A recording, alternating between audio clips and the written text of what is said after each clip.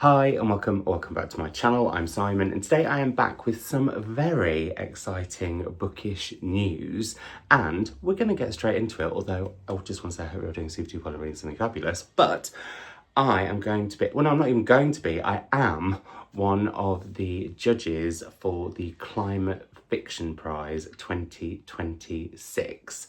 I am super duper excited. It is the second year of the prize after a corking inaugural year. And yeah, I thought we'd have a chat about who I'm judging it with, the fact that the submissions are open and what the submissions eligibility is, and also what it means for the channel, I guess, and content going forward. So that's what we're going to do. Grab a cup of tea. I mean, it might be a shorter video than usual. I mean, it's a surprise video on a Thursday. You don't normally get one of those. But yeah, I am super duper excited and it got announced early today. So this may be old news to you if you're following me on socials. My Instagram, my Blue Sky are always linked down below.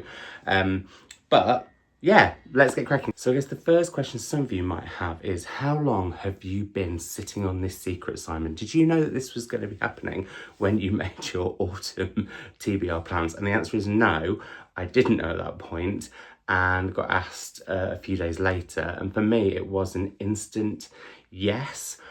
Partly because having seen the long list and shortlist and winner last year, which we'll come to in a little bit, I thought it was a really interesting mix of books, authors from all over the world, and from the ones that I've read, a really interesting way of sparking conversations and observations around climate change. And actually, I'm going to read you the quote because this is why I'm excited. And trying to make quotes like this is really hard because there's so many reasons like why you want to do something, but I did try and, well, I was asked for a line and that didn't happen. I'm excited that through judging the Climate Fiction Prize 2026, I will be getting a front row view into the evolving cultural conversation around climate change through stories. Those that confront us, those that suggest change, and those that give hope.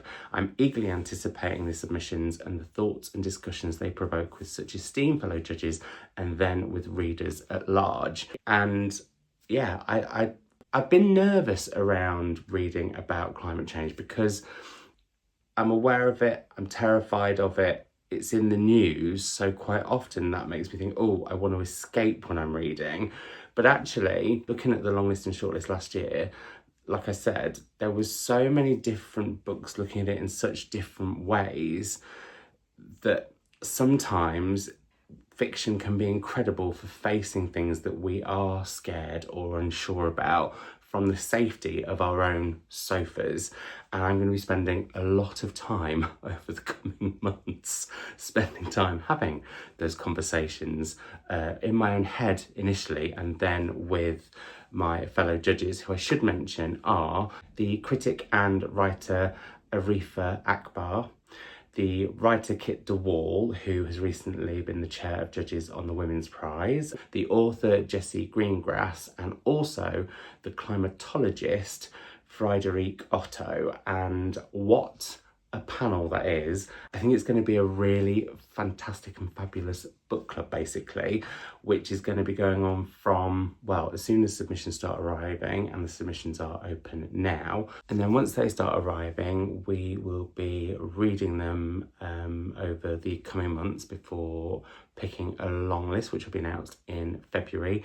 Then the shortlist will be announced in March, and the winner will be announced in May. So much reading ahead. I'm just super duper excited. I think it's going to get me to read a lot of books that I might not otherwise, and hopefully through the long listing, shortlisting processes, we'll be able to tell you lots about books that maybe might not have crossed your path before.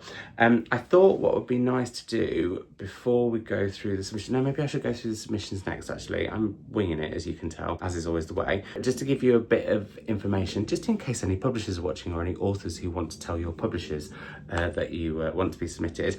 The prize is supported by Climate Spring, and it is for £10,000, which is not to be sniffed at. The climate relevance, and this is a really interesting one. So works from all fiction genres are eligible and are encouraged. However, To be eligible for the prize, an entry must have central themes that engage with some aspect of the climate crisis.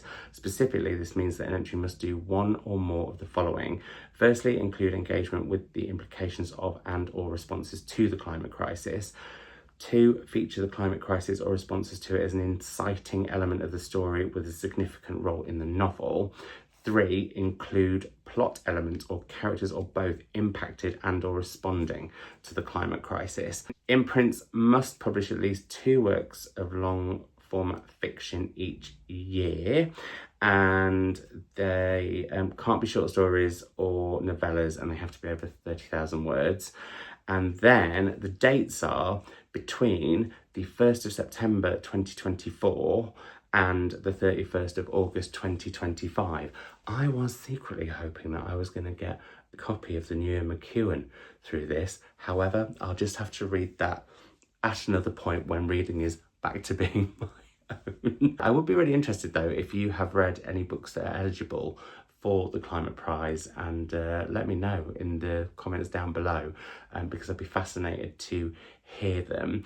I think we're allowed to call in 2 books. I don't know whether it's as a panel or whether that's each. That's the basic submissions, which you can find on the website, which I will link down below. Now, before we chat about what this is going to mean for the channel, I thought we would just go through last year's winner shortlist and long list. So the winner for the inaugural Climate Fiction Prize 2025 was Abi Dare with And So I Roar. This is the proof edition, I haven't got a finished one. And I have heard really interesting things about this. This is a sequel to Abi Dare's The Girl with the Ladding Voice, which I absolutely loved. And I have been meaning to get to this for ages. And I have been umming and ahhing whether I should read last year's winner and shortlist and possibly long list before I get reading. I mean, how much reading do I actually think I can do in a month? Let's be real, but I thought that could be quite interesting. But then I was like, oh, at the same time, maybe I just need to go in with the submissions that come in this year. I'd love your thoughts on that down below. Do you think I should read the winner of last year in the shortlist, or do you think I should just go in as they come and take them as I find them? Anyway, Abi Dare was the winner. On the shortlist, she was joined by The Ministry of Time by Kaliane, which I read last year and really, really enjoyed. Briefly Very Beautiful by Dineen, which I started last year, really was enjoying, but just it was right book, wrong time, mainly because of work reading last year, not because of the book itself. Then we have the Booker winner from last year, Orbital by Samantha Harvey, which I absolutely loved, and The Morningside by Tea Obreht, who won the Women's Prize for Fiction with The Tiger's Wife. So yeah, have that to read at some point. And they were joined on the long list, and this is why I just think it's such an incredible mix of books. I'm hoping for the same, or the same but different this year. They were joined by Julia Armfield's Private Rites, which I've heard fabulous things about. Water Baby by Chioma Okereke, which if it hadn't been for the inaugural Climate Fiction Prize, I wouldn't have heard of.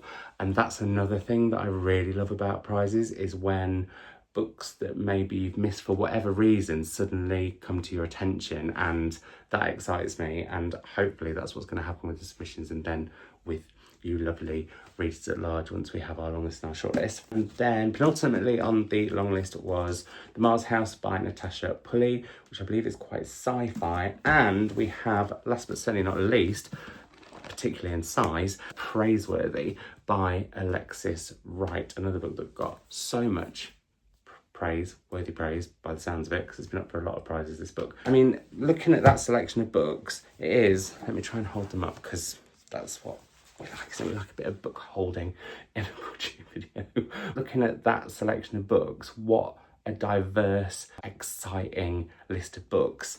And for me, that's kind of the goal. Obviously, they've all got to be written absolutely brilliantly. But yeah, I'm really, if you hadn't got that from this already, excited for the reading that's going to become. Now, what I'm going to not struggle with, because I'm just not going to do it, but what will be hard is the fact that I'm not going to be able to tell you about any of the books that have been submitted because of the timescales of submissions being from the 1st of September 2024 to the 31st of August 2025, I may well have already read and discussed some of the books that end up being submitted on the channel previously, but that's the past.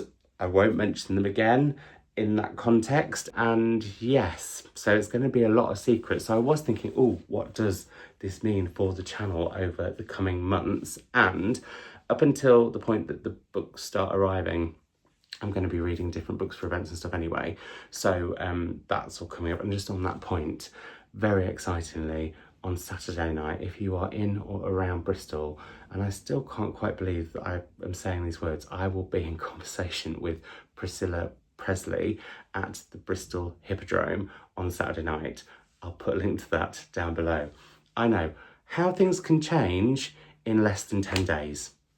They can change a lot, but once I get properly into the thick of it, it's going to mean that wrap-ups are going to vanish again. I will still probably do hauls of books that I pick up, but I'm probably not going to be picking up as many because I'm going to have a focus. I don't know how many there'll be, so I don't know how long that process will take, but I was planning on taking December off the channel anyway, so I will still be doing that. I might extend it a bit or start that break a little bit early. We'll see how we go, but I did sit down and write quite a list of videos that I could make with backlist books or just with other things that I've been sort of filming on and off throughout the year.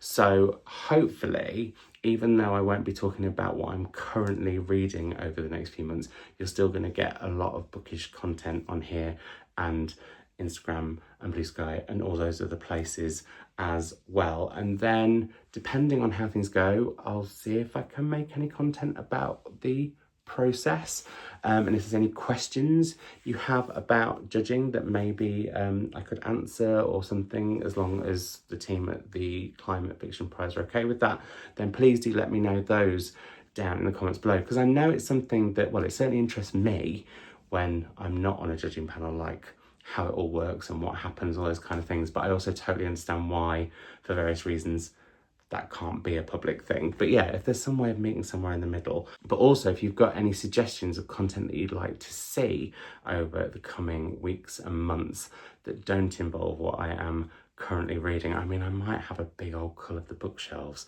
because I'm going to have a very specific set of shelves which all the submissions will be on. So it means that the rest are free reign to have a big sort out, which I wanted to do before the new year anyway. But yeah, I would love any suggestions, any thoughts, any comments, any questions, all those things in the comments down below. Anyway, I hope you're doing super duper well. I hope you're reading something lovely, and I will see you in another video very, very soon. Bye.